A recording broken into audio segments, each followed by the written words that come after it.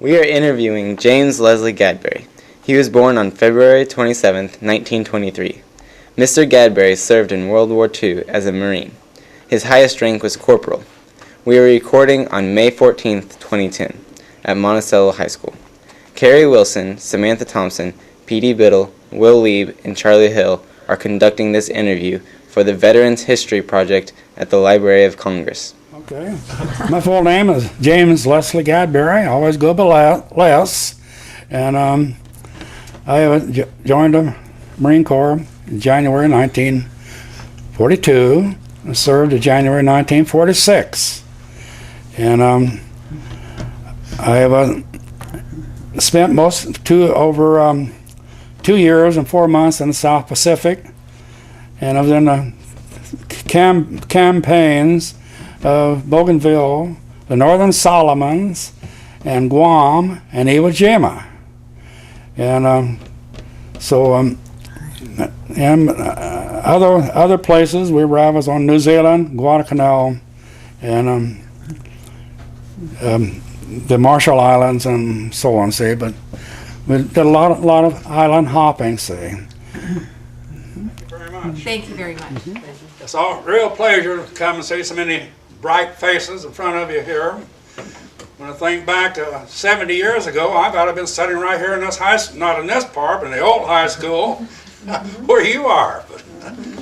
But anyway, my daughter, Gloria, she got out of this high school in 73, and my wife got out of, she was one of these rebels and Wequa Raiders down there, you know. She got out in 1946. And you got out. So we met after the war. Yeah. So what year did you graduate? 1940. 1940. 70 years ago. It doesn't seem like it. No, Wow, that's goes fast. Let me tell But you. anyway, everything passed by for 50, 60 years after the war, and 50 years after the war, and nothing is ever said about being in World War II hardly, but in recent years it seemed like it's drawing a lot of attention for some reason. Maybe because there aren't many of us left, I guess, for World War II veterans. And they say there's 1,000 or 1,300 who die every day, so they're dwindling rather rapidly. I'm one of the fortunate ones, I guess. Anyway, I went into the Marine Corps when I was,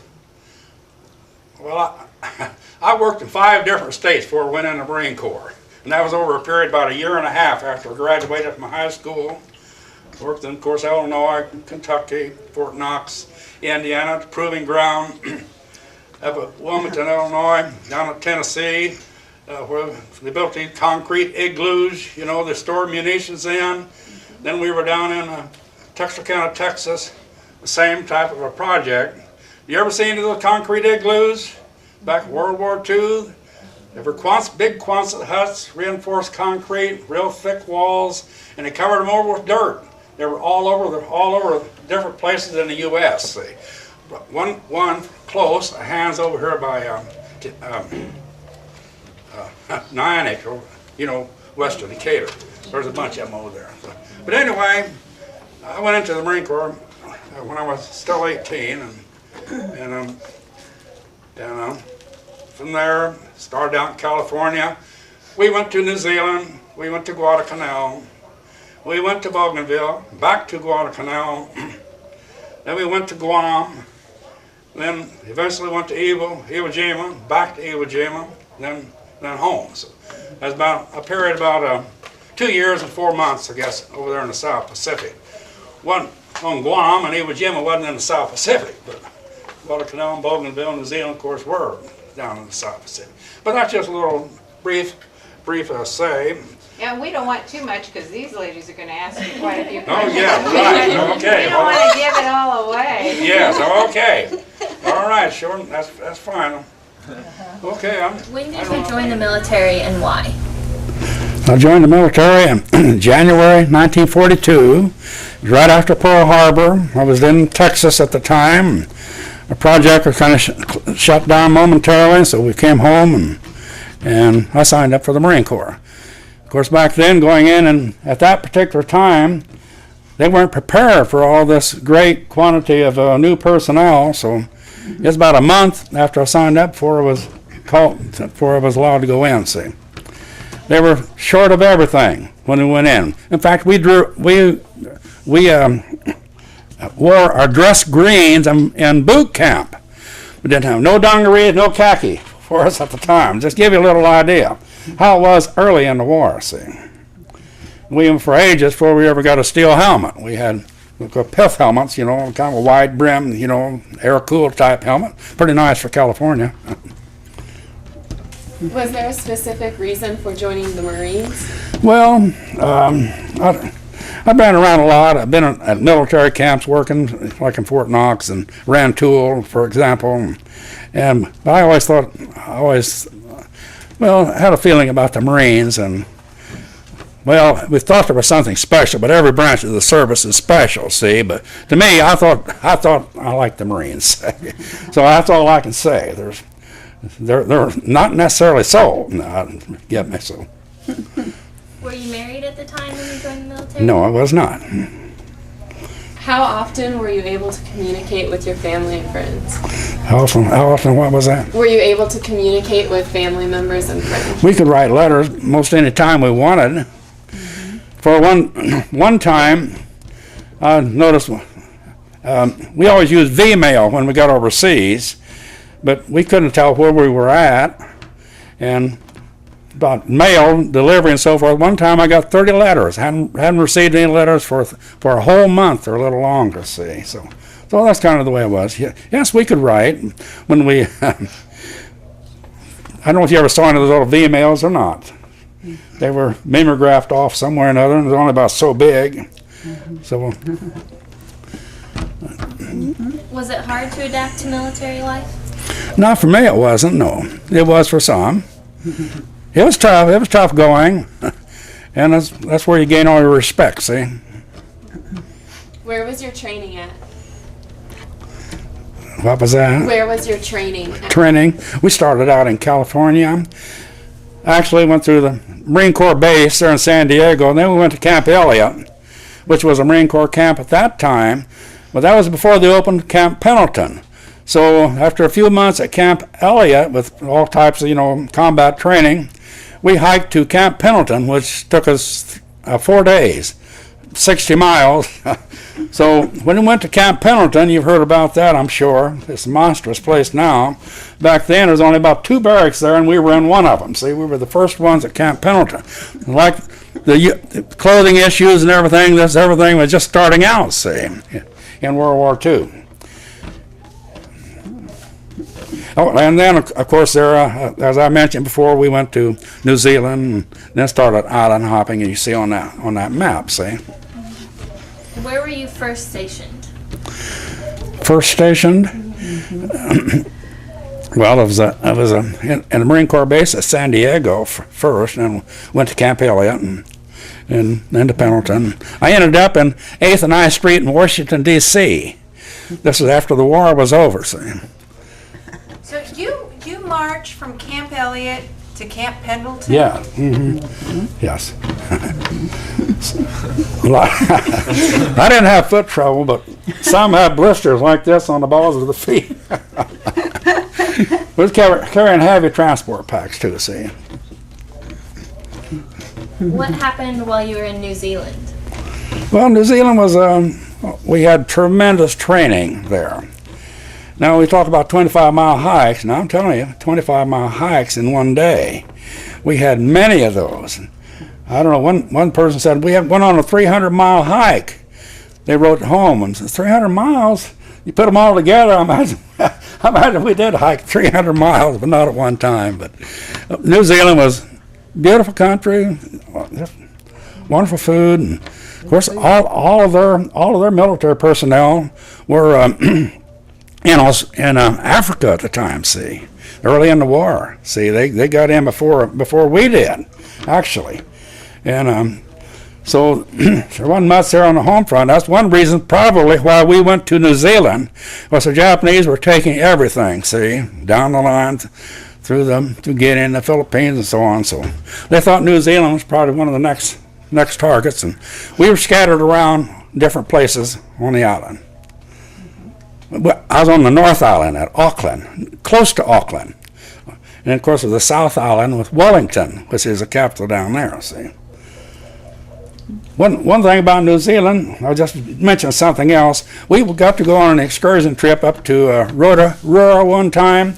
They have a volcanic area just like the one in Wyoming, where they could put the potatoes in the water and boil them. There were little geysers up all over the place, and it really was an interesting place. And it had the Maori, we call them Maoris over there, the natives, and they put on some dancing shows for us, and it was a very colorful day out, I'll tell you that. Then they had the blue baths there. It was about 45 degrees or temperature or so, kind of in the high ground. It was just like getting in a sauna. Had two of them. They called them the blue baths. So we all tried those too. Get out of the water, you freeze to death. But well, New Zealand was quite a place. Where did you go after New Zealand? Went to Guadalcanal. What was your experience like there? Well, all training, just like in New Zealand. See, we'd done the same thing for a year in California, and for New Zealand about 4 months. Got on the canal another 4 or 5 months. Just continuous training. We were more or less chomping at the bit, ready for some action. You believe it or not. Where did you go after Guadalcanal? We went to Bougainville. And what was it like there? Bad. It wasn't. Bougainville had six airfields on the island, see, and they bombed us continually when we were down on Guadalcanal at night, see. We had air supremacy, and our Navy was pretty well, had recovered from Pearl Harbor, and it's amazing how they built so many ships and got them back out into the Pacific, but we had control of the waters pretty well. Of course, there were Jap submarines, and there was plenty of other Jap boats, but at Bougainville, for example, we landed there really under fire from a tremendous air raid, but where we landed was in a swamp. They had 6 airfields around the island. We landed on the opposite side, completely away from them, see. And so we other than some strafing with a few zeros and a few shells thrown in on us, where I landed wasn't bad, but then we went on to land. We made another landing there, and that was a little bit worse. But anyway, Bougainville, it was the elements as well as the Japanese. See, that island was 130 miles long and 30 miles wide. It had 2 volcanoes. One of them was 10,000 feet, Mount Baldy, and the other was Bagama. It was about a 6,500 foot volcano on the island. Can you imagine that? On an island down in the Pacific there, all jungle.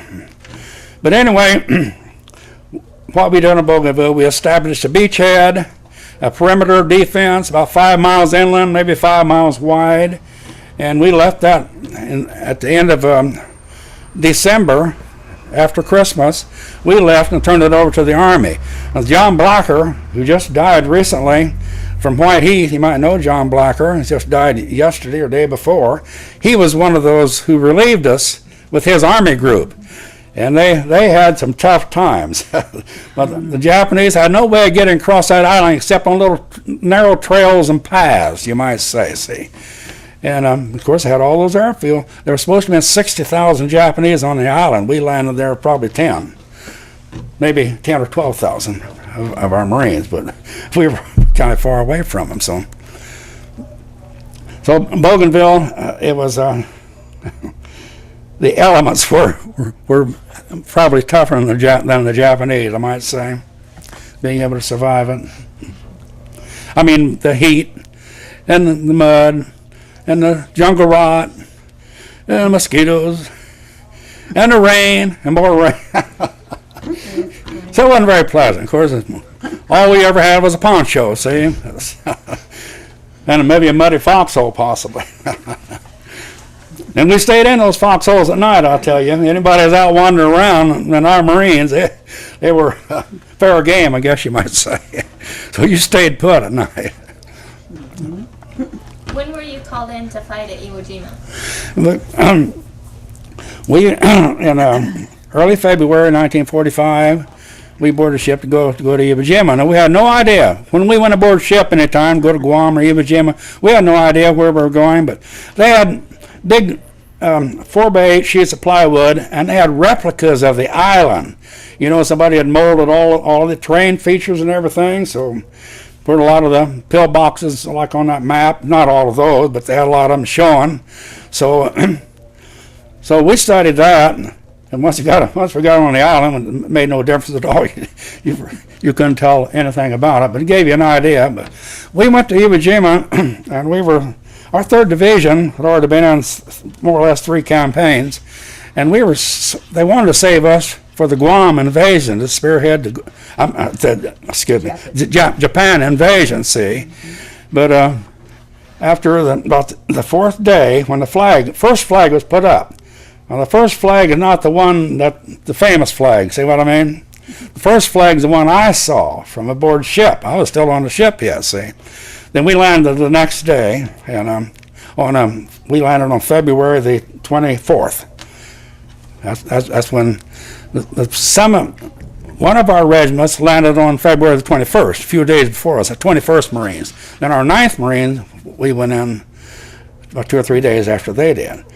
Now, we had another division on ship, another regiment on ship, the 3rd Marine Division, part of our, 3rd Regiment, of the 3rd Marine Division. They never landed. Oh, we were so mad about that at the end of the campaign. All those seasoned troops, and there we were with nothing left, and trying to complete the campaign. So that's when I landed on Iwo Jima. What was the overall morale there? The soldiers. Morale, honey. For us, I say it was very good. There were always. I don't hold this against anybody.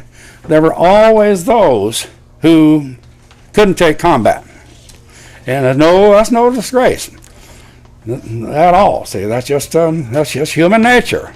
So I never held that against anybody. See, so but I say our morale was good. I tell you, it was getting a little tiresome for us after a few campaigns before when I went to Evo, but I don't think I would have wanted another after that. I was glad to come back to the States. I didn't volunteer to stay. What was the fighting like there? On Iwo Jima? Mm-hmm. On Iwo Jima, like on that map, you can see all of those gun emplacements, large caliber, small caliber, automatic, pillboxes, and foxholes, and anything you can name on there. We hardly ever saw any Japanese. They were all underground. They had one of the smartest generals probably there ever was, General Kuribashi, and he told his men, of course they'd fortified that island for some time before we ever landed there, and he told them we want to take 10 Marines for every one of us, see. So they stayed put underground and just come out. Sometimes they'd be shooting at us. Me with binoculars could not see where any shots were coming from, see. So that's kind of, we would in our advance, we'd pass a lot of caves and everything. It was full of Japanese. We never bothered. We did not go in ourselves. Did not go into any caves. So we moved past them. A lot of times there'd be about as many behind us at night as there were in front. So, but they didn't seem to get out. There was none of these suicide attacks, where they supposedly get out and charge wildly and commit so-called suicide, hara-kiri, whatever you want to call it. But I never experienced any of those wild attacks on Iwo Jima myself. See, but so if you fired a machine gun, we turned in our machine gun third day after we was there. We only had 2 of us left. I mean, myself and 2 others. So there wasn't much point. One carrying a tripod, another carrying a machine gun. And I don't know what I might have been carrying some ammunition or something. See, but what was provided as far as food, water, a bed? Well, water was always a problem. See, really. Not only for us, but for the poor Japanese there on Iwo Jima. I will say that because they had hardly any water. There were some wells, but I'm not sure they were working. They had a lot of cisterns around over the island with big aprons, almost like this room, to drain water into the cisterns.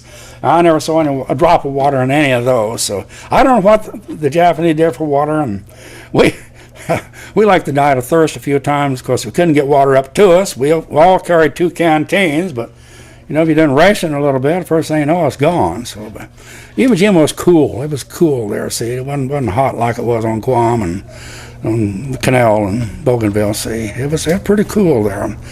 We had they issued us combat jackets, those Eisenhower type combat jackets. One time, way back down the line somewhere, we sure didn't need them then. But I had mine on Iwo Jima. I never had it off. It's pretty warm jacket. This Eisenhower jacket, waist length. They weren't like the field jackets like the Marines had later, the longer ones. But and the food, we ate rations. They were the sea rations? We had sea rations. Started out, the only thing they had was meat and vegetable stew and meat and vegetable hash. Then they had those 3 hard biscuits and a dry unit and a can of coffees. We never did drink it hardly, and 3 cubes of sugar in the dry ration. See, but later on they got to having meat and wieners and spaghetti and boy, those things we thought they were good when we get a hold of them. That was in the latter campaign. No wonder I had stomach problems for a while after I came home because eating those greasy meat and vegetable stew and meat and vegetable hash. Usually we ate them without cooking them, see. It was cold. How long were you at Iwo Jima? I was there 43 days. And the island was secured several days before we left, see. But we were, well, for example, every other night I took an ambush out. We were set up and listen and watch and maybe, see what was happening. And then we had patrols in the daytime. We continually scouted out the caves, see.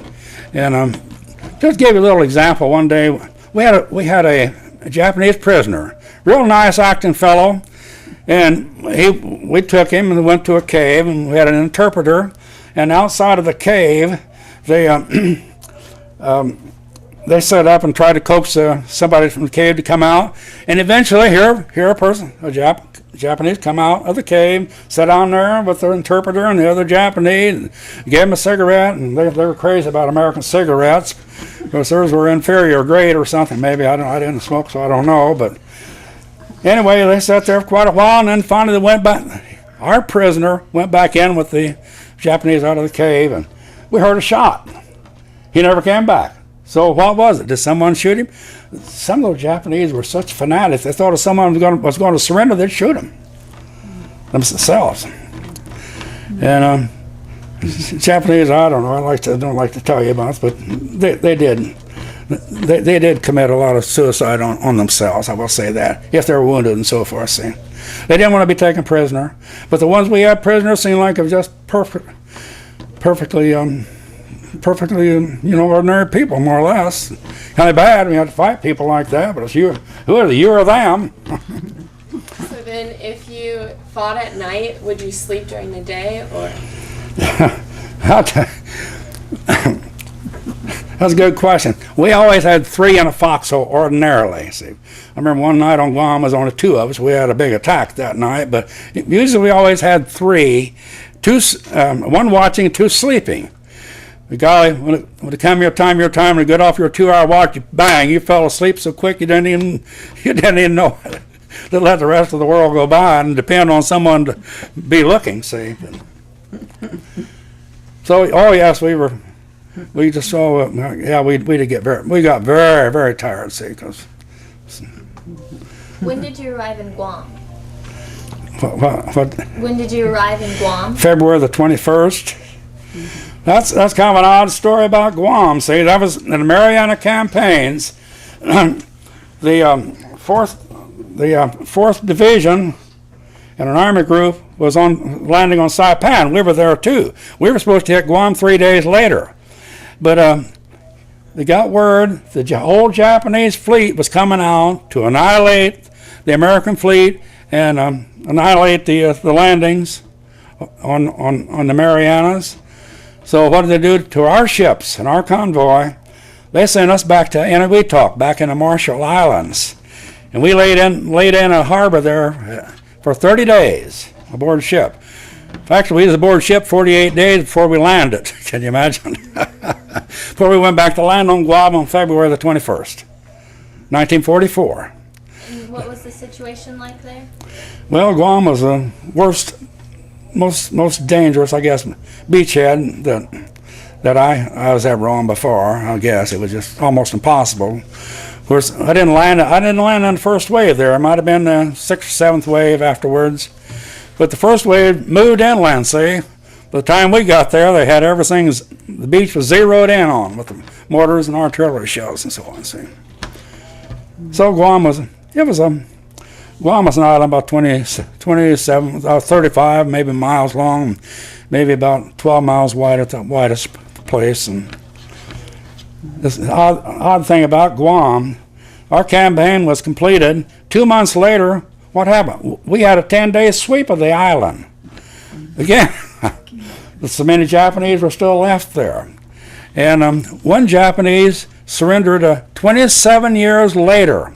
He would not surrender till he got the word from his company commanders. His former company commander had to come from Japan back down there to tell him the war was over, see. And even when the war was over with Japan in 1945, one officer came in with 100 men to surrender. So Guam was a pretty big island. There were, you say we took the island, but there still were Japanese left there. So. Did you return home after Guam? No, we went to Iwo Jima after Guam. Maybe I should tell you something about Guam. When we went there, we thought we were taking back the first American possession. We had a little pride in that. We thought that was great. We're going to take back the ground that the Japanese had taken from us. But really, we didn't realize that they were going to put the B-29 super fortresses on Guam to bomb Japan. See what I mean? B-29 super fortresses, they can make that trip to Japan and back, see? And of course, it's the same type of plane that delivered the atom and the atom bombs at Nagasaki and Hiroshima. So there were 100. And well, yes. So those planes, they came in there shortly before we left Guam. We didn't know much about it. And Admiral Nemitz, who had charge of the Central Pacific, and General Doug McCarthy, excuse me. he had the western or the southern type of the Pacific. So Nemitz had the central part, and we were under Admiral Nemitz, and he moved his headquarters to Guam. See, so it's from Pearl Harbor where it had been. So Guam was kind of really quite a staging area for toward the end of the war. See. What was it like coming home and seeing your friends and family again? Oh, wonderful to see the family. Other than that, was nothing. Nothing. If you were a veteran coming back, that meant nothing, see. But did you maintain relationships with those you served with? Yes, with some of them, and very, very much so. After we all got to be about 65 retirement age, we started having reunions, and some of the guys, it was wonderful. Just absolutely wonderful. It kind of revitalized my life, I guess you'd say. Those Marine Corps reunions, see. Now some of the guys you had so much respect for, see. They'd done some of the same things that you had done, see. So they meant so much to me, see. But now, no more reunions. None left. See, we started about 20 years ago, see, in that length of time, see. See, I'm 87, see. No one in your regiment's left? No one in your regiment is left, honey. Well, there probably are. Probably in our company, there are some left too, but very, very scant, very, very few. About all of my close friends have already been passed away. See. Where were you when the U.S. bombed Japan, and what were your thoughts? I was in Washington, D.C. What were your thoughts on that? Hiroshima and Nagasaki. Oh, yes. Well, Okay. I was happy in one respect, but you say that was terrible. How about the fire? How about the incendiary firebombing of Tokyo? Long before that, killed a lot more people than the bombs did. Of course, the after effects of the radium and so forth was terrible for the people. It was terrible. War is just simply terrible. What do you gain in the end? There's always somebody trying to run over you or take what you got somewhere or another. So sometimes you have to step up. That's all. What was your role in building the Iwo Jima Memorial sculpture? I assisted sculptor Felix de Weldon, and I told you that the Marines who raised the first flag there on Iwo, of course they took it down when somebody went down and rounded up a large flag off one of the LSTs, and they come up and said, "Well, we need a bigger flag." So here's Rosenthal standing back there. He just, there's the camera, took a picture. He's the famous photographer, supposedly. Here was another Marine standing right beside him, had a moving picture of the whole thing. I've got it. Just as it started and going up, and right up here is a flag, exactly like in the same position, but what did he get? Nothing. As a photographer, the first guys that raised the flag, what did they get? Nothing. That's the flag that I saw from aboard ships, the first one. So you got to be at the right place at the right time.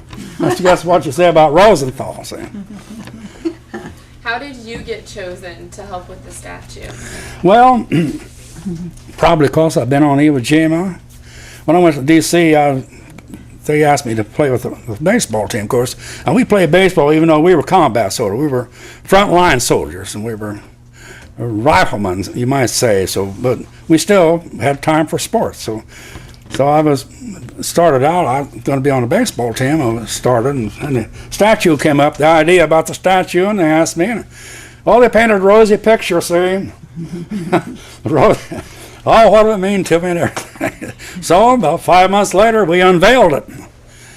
Here in Washington, D.C., across from the Navy Department. I did get to help unveil the statue. I was at one end, and Gagnon, one of the original raisers, was at the other. The Navy corpsman was supposed to have been there in my place, but fortunately, I thought I'd be on newsreel and never did see it. But I was I took his place anyway. How many people helped build the statue? Oh, I don't know. It varied. Probably usually were 5 or 6 of us. And we worked in very primitive stages, I guess you might say, mixing the clay. Someone had to mix the clay by hand. Started out with blocks. And we took those statues with reinforcing rods and everything, and we wired 2x4s and everything on to fill it up before they ever put the clay on, say. What did it mean to you to be a part in building the sculpture? Well, nothing.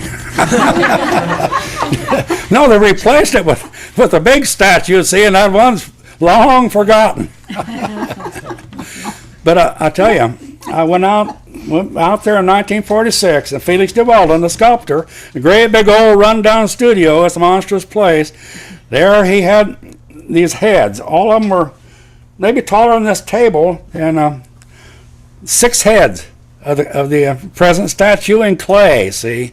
They put them in clay first, and then they put a cast on them, and then they eventually reassemble that cast and make a bronze statue out of it, see. What did the sculpture represent? What did it represent, the sculpture? Oh, well, I don't know, it all came from Rosenthal's. The ones that raised the flag, I reckon. Yeah. Well, they got all the credit. Of course, I would say 3 of them were killed. And we had Hayes and Gagnon and the Navy corpsman remaining. That's kind of a typical, see.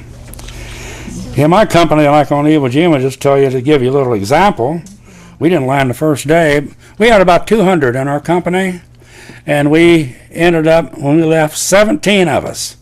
We had 56 killed, and I don't know how many. Most of the rest of them were injured, were wounded. I wasn't, see, but. What inspired you to write about your experiences in the war? Well, just as family and some friends of mine said you ought to put some of that stuff down on paper. I never talked about it. I never, if you came back out of the war, it didn't mean anything to anybody, actually, because everybody seemed like had been in the war or connected with it. From the home front on, see. A lot of the people at home did a lot of sacrificing during the war, too, see. All the rationing and this and that, so it wasn't just all the way down to the end of the front line men. A lot of guys in between there. I've heard it said that maybe 50 people were responsible for some of the equipping the first one front line soldier or infantryman or whatever you call it. See, I've heard that said. Now I don't know if that's true or not. How has your life been impacted by your experiences in the war? I'll tell you, right here, like the Marine Corps, we had so much pride, and like a lot of other military organizations, not only the Marine Corps, there's Navy men, there's Army men, there's Air Corps men, and Seabees, and on down the line, and all proud of the service, of course. We're proud of the Marine Corps. And we say, once a Marine, always a Marine. And I've never seen, we don't say an ex-Marine. We say, well, you tell some of the Marines, speak of an ex-Marine, say, no such thing as an ex-Marine. Once a Marine, always a Marine. So, well, I would say a lot of us carried over, I would say, definitely. Kind of gives you a feeling of, pride and belonging, I guess you'd say. That's the end of our vacation. All right. How about a round of applause? Can we ask a couple of other questions? Anything. If you don't mind? I noticed that you joined in January. So you joined just 1 month after Pearl Harbor. Yes, well, I'd have been in earlier, but you didn't. there's no place for us. You didn't get drafted. No. You joined. No. I was still 18 when I went in. So. Now, when you traveled around prior to going in the military, were you working for like the CCC or? No. I graduated out of high school, and I worked on government projects with the Midwest Construction Company and the J.C. O'Connor Construction Company, everywhere from Kentucky, Indiana. So you were one of the lucky ones with the job. Yeah. You had a job? Oh my yes. Yeah. He had lots of jobs.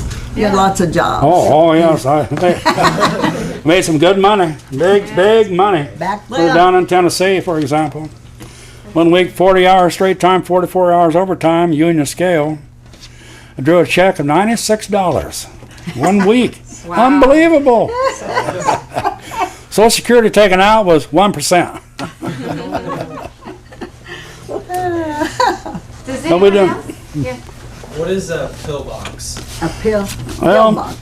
pillbox usually is something that has some type of overhead structure on it, and maybe slots to shoot out of. And I saw some of these on Iwo Jima. Some were facing this way, and some of them were almost facing. They get you in between all of those, see, and little slots like this here, and maybe this wide. And it was an ingenious construction that they've had. They used, I don't know where they got all the concrete, but they probably used a lot of the volcanic ash there on Iwo Jima, which was deep, of course. Some of those bomb craters would be almost as big as this room, and the sides come in about almost straight. They weren't straight down at all. They just kept sliding in on you, see. So you had to be pretty physically fit. I was physically fit, very, very much so. Yeah. Yeah. No, I say it wasn't never a hardship for me. Yeah. No one else? Anything else, I'd be glad to answer. I don't like to tell people things, but a lot of times they have a deaf ear on us, so if you want to know something, I'd be glad to.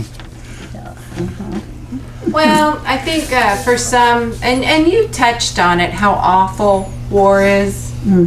I don't think that we can even imagine what it had to be like Did you lose friends? No, I don't know. It's just like my comments. I wrote 3 stories, and after Iwo Jima, what I wrote, I said was, after I felt kind of satisfied, I guess you would say, but it's kind of a numb feeling, like when you figure that all the losses that you had, and was it really worth it? Maybe it was. But as far as Iwo Jima, you know, and I told you about the flying fortresses and so forth. Now, used to, when they'd fly from Guam to Japan, they had to pass Iwo Jima, and they had these airstrips there, and the fighters would intercept them there, and they'd radio on to Japan that the flights were coming in, and they'd be ready there also. So the first B-29s had no protection. So another main thought about taking Iwo Jima was put a fighter strip on there, P-51 Mustang fighters. What a great plane they were. They were long-range fighters. So if they could, when we got them on, we got the airstrip, number 1, 2 airstrips on the island. When we got up far enough to the north, they could get on there. They started escorting the B-29 to Japan and back. They can make that round trip, see.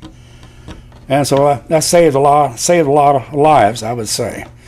And another thing I heard they said there were 2,000 B-29s who made emergency landings on Iwo Jima. Otherwise, they might have had to ditch into the ocean. And you figure about 12 pilots for each one of those. So you're talking about 20,000 so maybe lives you might have saved. See there. See. So Iwo Jima was really instrumental in really finishing off the war. I would say definitely so. Yes. Where did the flights that did drop the bombs on Japan? I think they flew off of Tinian. Did they? Yes, that was a small island and off Saipan. Saipan was a complete Japanese-held island before the war. But there were a lot of those people, civilians and so forth. They wouldn't surrender for anything. They jumped off cliffs and everything. See, it's just sure terrible when they feel that way. I never did see a Japanese that was mistreated by any of us.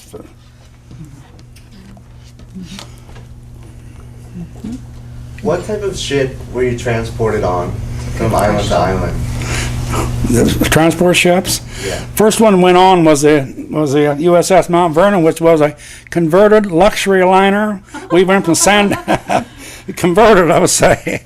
About 5,000 men on it. We went from San Diego to New Zealand on a zigzag course, unescorted through the submarine, Japanese submarine waters and so on. See, but we made it. Sort of crowded. A lot of the ships, they always did. Oh yes, they did. Yes, they sure did. The submarines. Yeah. Then I was on these APAs, assault personnel attack ships, you know, like the Crescent City and USS Hayes and Fayette and Randall. I was on a lot of different ships, see, American Legion. Did you have a question, Catherine? No. Anybody else? No? Did you have anything you wanted to add? Well, just a little example about why they dropped the bombs on Japan. You saw what it was like on Iwo Jima when they had maybe 2,200 Japanese, and maybe only 200 and some of them actually ever surrendered.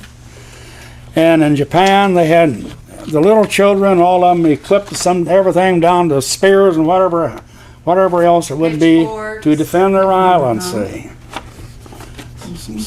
So just like here, our General Erskine wrote an article about our cemetery here on Iwo Jima.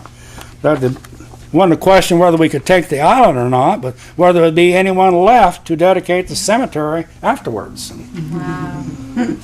Alex, you have a question? Did you have any close friends while you were going through the Marines that you buddied up with while you were island hopping?